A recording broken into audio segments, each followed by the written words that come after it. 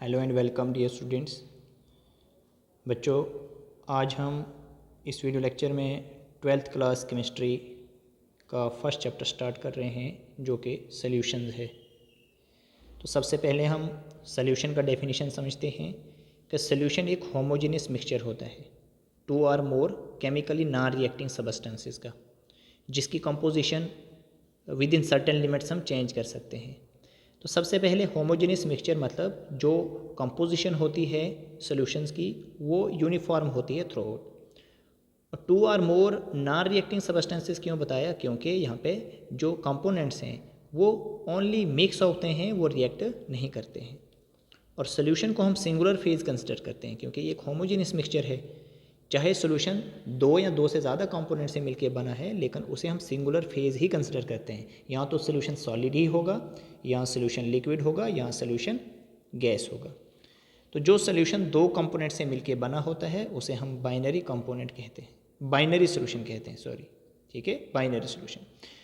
तो the component which is present in smaller quantity उसे हम सॉल्यूट कहते हैं, और जो कंपोनेंट लार्ज अमाउंट में प्रेजेंट होता है उसे हम सॉल्वेंट कहते हैं।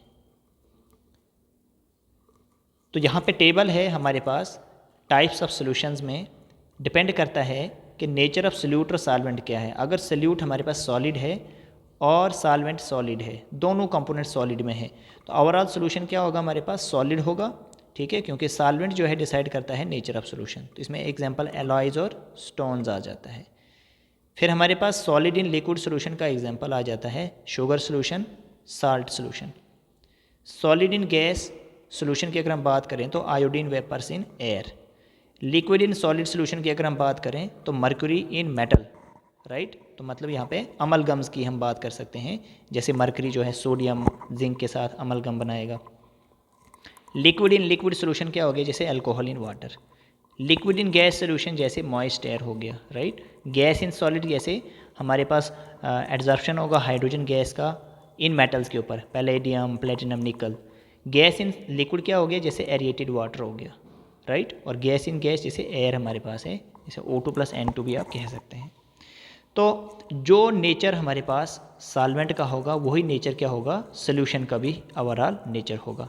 जैसे हम यहाँ देखेंगे तो ये सॉलिड है, सॉल्वेंट का नेचर सॉलिड है, तो ओवरऑल ये जो सॉल्यूशन होगा ये सॉलिड सॉल्यूशन होगा। ये क्या होगा? Solid solution. सॉल्वेंट का नेचर लिक्विड है, तो ये एग्जांपल जो है लिक्विड सॉल्यूशन में आ रहा है, और इसे बोलेंगे सॉलिड इन लिक्विड सॉल्यूशन। ये गैस है तो ये गैसियस सॉल्यूशन का एग्जांपल आ गया। ऐसे ही अगर ये सॉलिड है तो ये ओवरऑल सॉलिड सॉल्यूशन का एग्जांपल आ गया। अगर ये लिक्विड है सॉल्वेंट का नेचर तो ये लिक्विड सॉल्यूशन का एग्जांपल आ गया। ये गैसियस सॉल्यूशन का एग्जांपल आ गया। ये फिर से सॉलिड सॉल्यूशन का एग्जांपल आ गया। ये फिर से लिक्विड सॉल्यूशन का एग्जांपल आ गया, और ये गैसियस सॉल्यूशन का एग्जांपल आ गया। Air is a gaseous solution. यहाँ पे आपको दो डेफिनेशंस हैं, एक सैचुरेटेड सॉल्यूशन है और एक अनसैचुरेटेड सॉल्यूशन है। अनसैचुरेटेड सॉल्यूशन क्या होता है कि जिसकी ऐसा सॉल्यूशन जिसके अंदर आप एक्स्ट्रा सोल्यूट डिजॉल्व करना चाहें तो वो हो जाएगा, उसे हम अनसैचुरेटेड सॉल्यूशन कहते हैं। और सैचुरेटेड सॉल्यूशन वो सॉल्यूशन है कि आप अगर कोशिश करें उसमें एक्स्ट्रा सोल्यूट डिजॉल्व करने की तो उसके अंदर एक्स्ट्रा सोल्यूट डिजॉल्व नहीं होगा, क्योंकि उसके अंदर ऑलरेडी ही ज़्यादा सोल्यूट प्रेजेंट है। अब उसके अंदर एक्स्ट्रा सोल्यूट डिजॉल्व नहीं होगा, वो हो गया सैचुरेटेड सॉल्यूशन।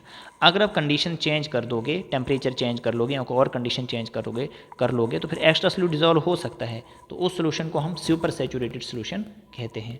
तो आज हम इस वीडियो लेक्चर को यहीं पे स्टॉप कर रहे हैं। Okay, thank you.